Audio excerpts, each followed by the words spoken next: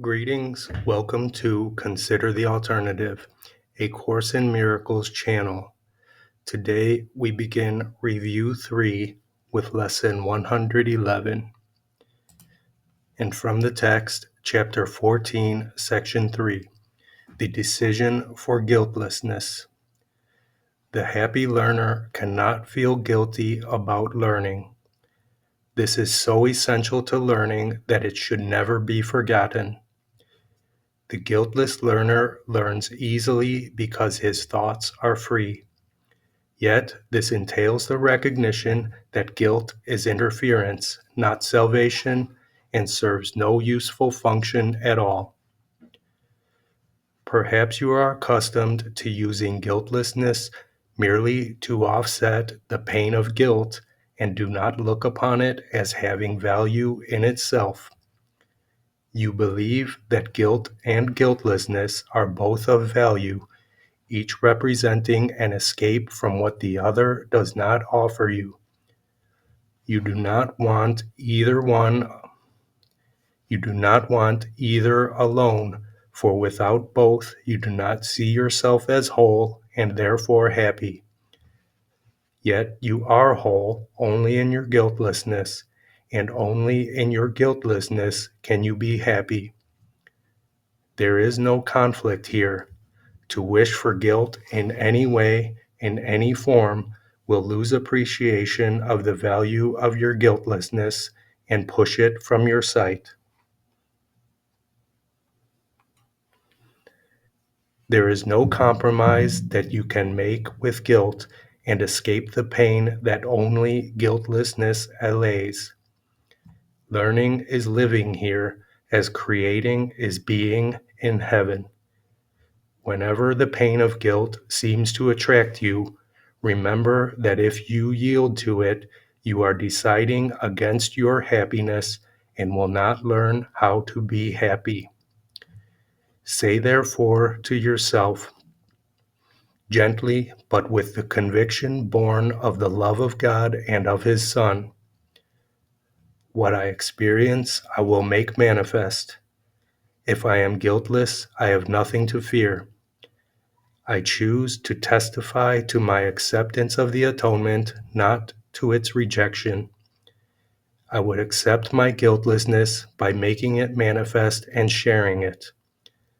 Let me bring peace to God's Son from His Father. Each day, each hour and minute, even each second, you are deciding between the crucifixion and the resurrection, between the ego and the Holy Spirit. The ego is the choice for guilt. The Holy Spirit, the choice for guiltlessness.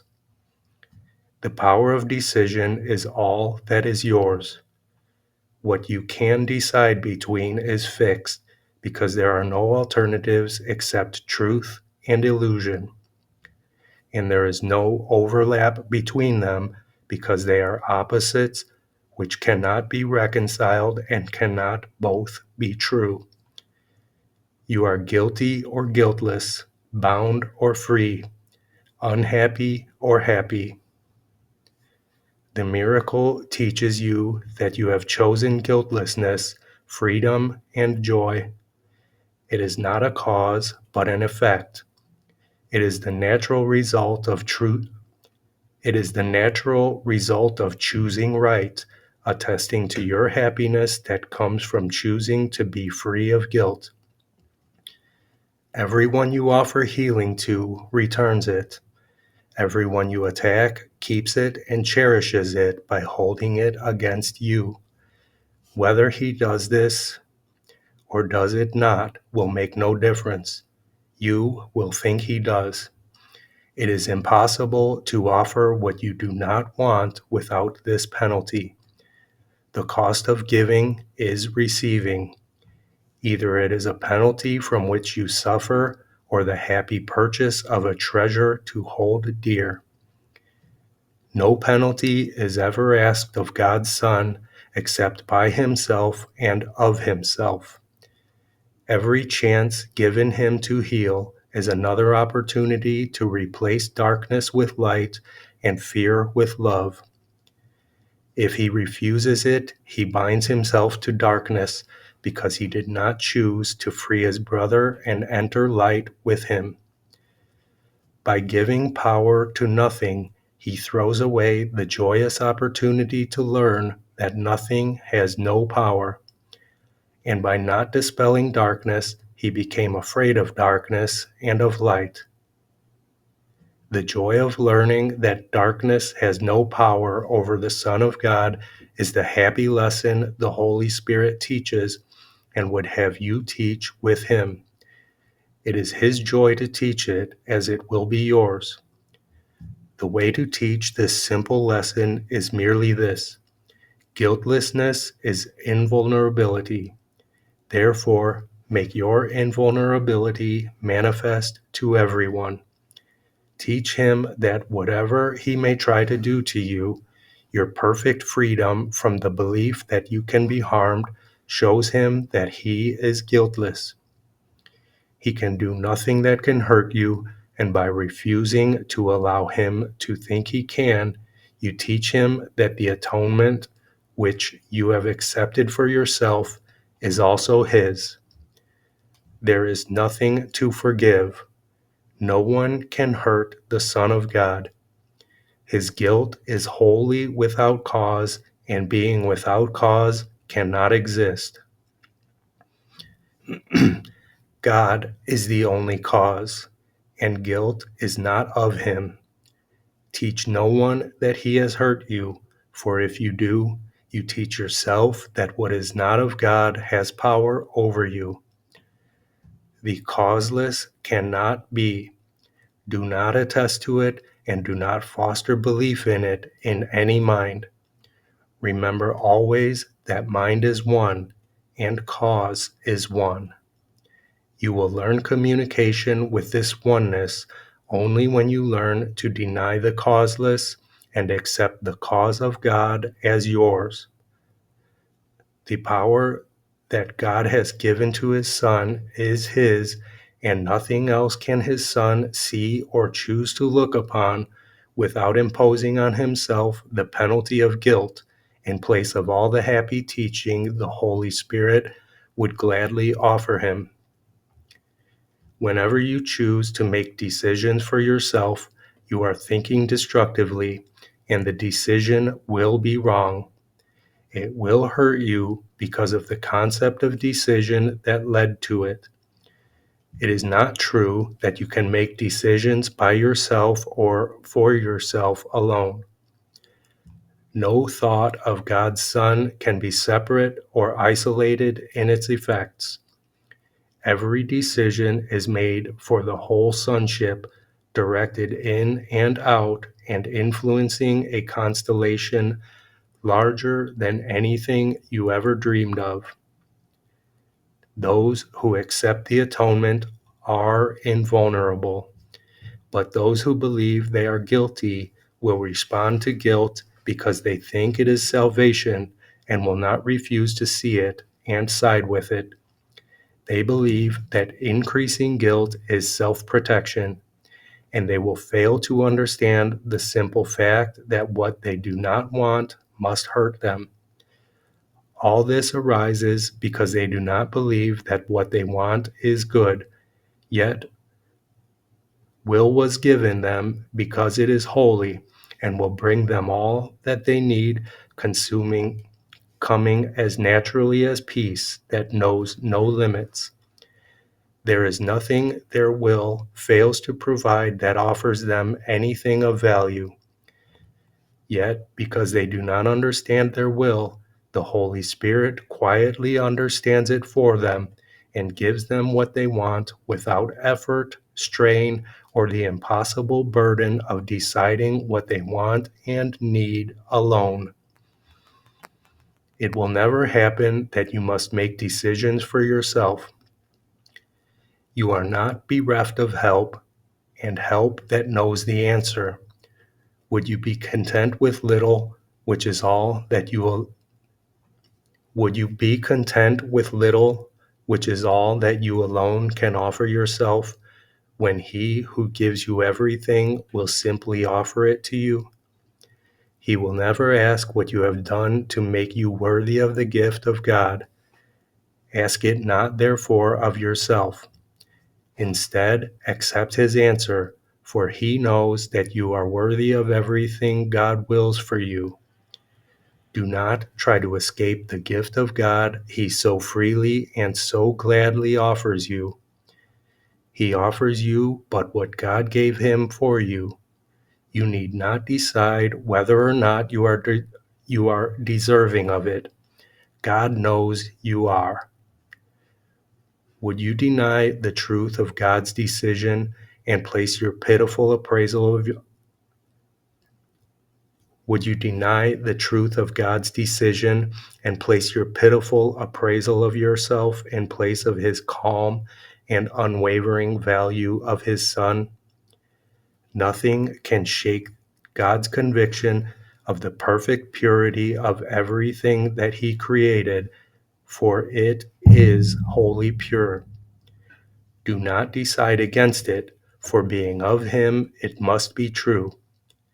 Peace abides in every mind that quietly accepts the plan God set for its atonement, relinquishing its own. You know not of salvation, for you do not understand it. Make no decision about what it is or where it lies, but ask the Holy Spirit everything and leave all decisions to his gentle counsel. The one who knows the plan of God that God would have you follow can teach you what it is. Only his wisdom is capable of guiding you to follow it. Every decision you undertake alone but signifies that you would define what salvation is and what you would be saved from. The Holy Spirit knows that all salvation is escape from guilt. You have no other enemy, and against this strange distortion of purity of the Son of God, the Holy Spirit is your only friend. He is the strong protector of the innocence that sets you free, and it is his decision to undo everything that would obscure your innocence from your unclouded mind. Let him, therefore, be the only guide that you would follow to salvation. He knows the way and leads you gladly on it. With him, you will not fail to learn that what God wills for you is your will. Without his guidance, you will think you are alone and will decide against your peace as surely as you decided that salvation lay in you alone.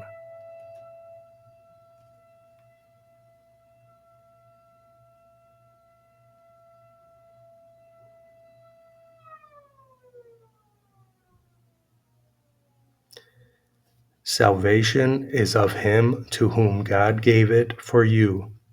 He has not forgotten it. Forget him not, and he will make every decision for you, for your salvation and the peace of God in you. Seek not to appraise the worth of God's Son, whom he created holy, for to do so is to evaluate his Father and judge against him. And you will feel guilty for this imagined crime, which no one in this world or heaven could possibly commit.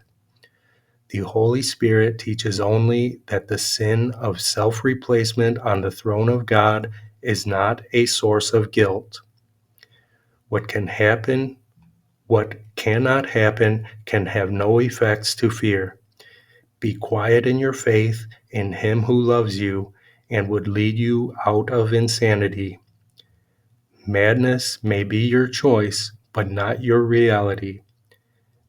Never forget the love of God who has remembered you, for it is quite impossible that he could ever let his Son drop from the loving mind wherein he was created and where his abode was fixed in perfect peace forever. Say to the Holy Spirit only, "Decide for me," and it is done.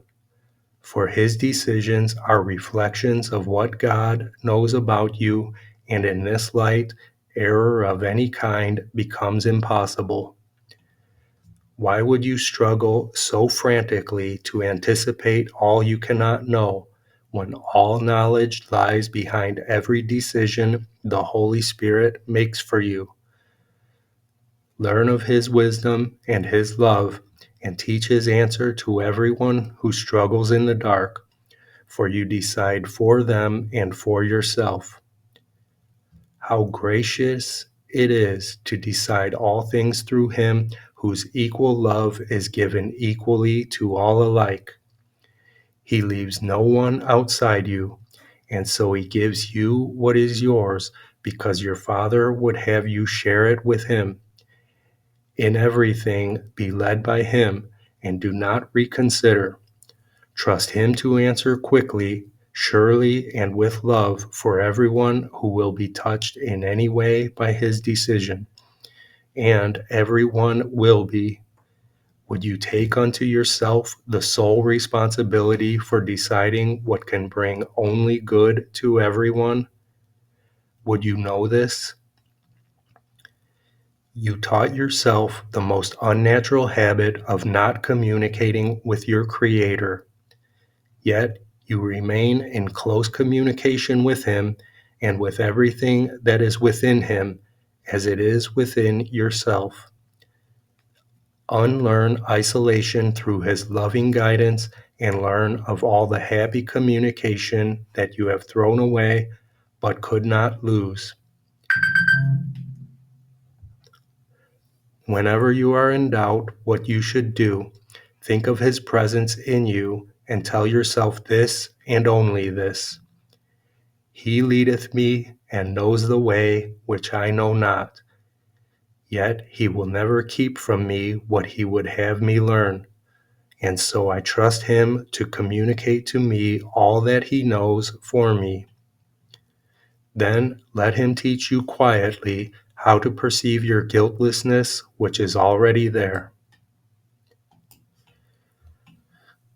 Chapter 14, Section 3, The Decision for Guiltlessness.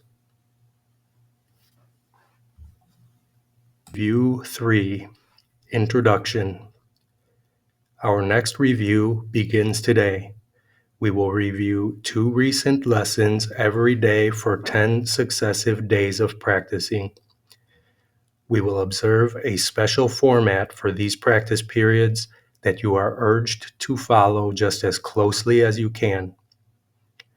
We understand, of course, that it may be impossible for you to undertake what is suggested here as optimal each day and every hour of the day.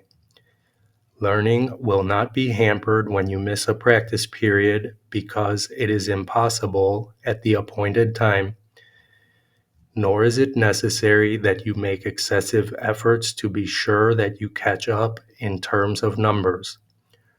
Rituals are not our aim and would defeat our goal. But learning will be hampered when you skip a practice period because you are unwilling to devote the time to it that you are asked to give. Do not deceive yourself in this. Unwillingness can be most carefully concealed behind a cloak of situations you cannot control. Learn to distinguish situations that are poorly suited to your practicing from those that you establish to uphold a camouflage for your unwillingness. Those practice periods that you have lost because you did not want to do them, for whatever reason, should be done as soon as you have changed your mind about your goal. You are unwilling to cooperate in practicing salvation only if it interferes with goals you hold more dear. When you withdraw the value given them, allow your practice periods to be replacements for your litanies to them. They gave you nothing, but your practicing can offer everything to you, and so accept their offering and be at peace.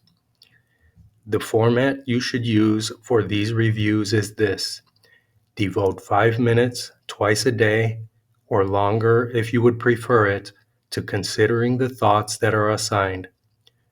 Read over the ideas and comments that are written down for each day's exercise, and then begin to think about them while letting your mind relate them to your needs, your seeming problems, and all your concerns. Place the ideas within your mind and let it use them as it chooses. Give it faith that it will use them wisely, being helped in its decisions by the one who gave the thoughts to you. What can you trust but what is in your mind? Have faith in these reviews. The means the Holy Spirit uses will not fail. The wisdom of your mind will come to your assistance. Give direction at the outset, then lean back in quiet faith and let the mind employ the thoughts you gave as they were given you for it to use. You have been given them in perfect trust, in perfect confidence that you would use them well, in perfect faith that you would see their messages and use them for yourself. Offer them to your mind in that same trust and confidence and faith. It will not fail. It is the Holy Spirit's chosen means for your salvation. Since it has His trust, His means must surely merit yours as well. We emphasize the benefit to you if you devote the first 5 minutes of the day to your reviews and also give the last 5 minutes of your waking day to them. If this cannot be done, at least try to divide them so you undertake one in the morning and the other in the hour just before you go to sleep. The exercises to be done throughout the day are equally important and perhaps of even greater value. You have been inclined to practice only at appointed times and then go on your way to other things without applying what you learned to them. As a result, you have gained little reinforcement and have not given your learning a fair chance to prove how great are its potential gifts to you. Here is another chance to use it well. In these reviews, we stress the need to let your learning not lie idly by between your longer practice periods. Attempt to give your daily 2 ideas a brief but serious review each hour. Use one on the hour and the other one a half an hour later. You need not give more than just a moment to each one. Repeat it and allow your mind to rest a little time in silence and in peace. Then turn to other things, but try to keep the thought with you and let it serve to help you keep your peace throughout the day as well. If you are shaken, think of it again. These practice periods are planned to help you form the habit of applying what you learn each day to everything you do. Do not repeat the thought and lay it down. Its usefulness is limitless to you, and it is meant to serve you in all ways, all times and places, and whenever you need help of any kind. Try then to take it with you in the business of the day and make it holy, worthy of God's Son, acceptable to God and to yourself. Each day's review assignments will conclude with a restatement of the thought to use each hour and the one to be applied on the half hour as well. Forget them not. This second chance with each of these ideas will bring such large advances that we come from these reviews with learning gains so great, we will continue on more solid ground with firmer footsteps and with stronger faith. Do not forget how little you have learned. Do not forget how much you can learn now. Do not forget your Father's need of you as you review these thoughts He gave to you.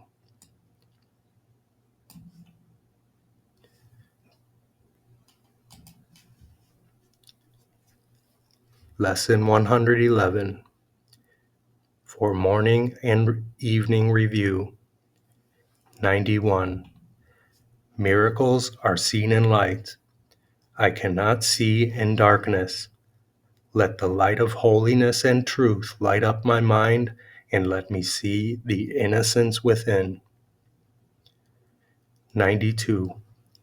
Miracles are seen in light, and light and strength are one. I see through strength the gift of God to me. My weakness is the dark His gift dispels by giving me His strength to take its place. On the hour, miracles are seen in light. On the half hour, miracles are seen in light, and light and strength are one.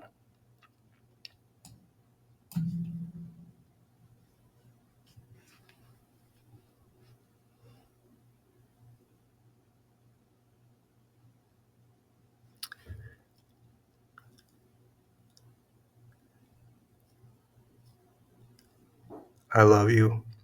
I'll see you tomorrow.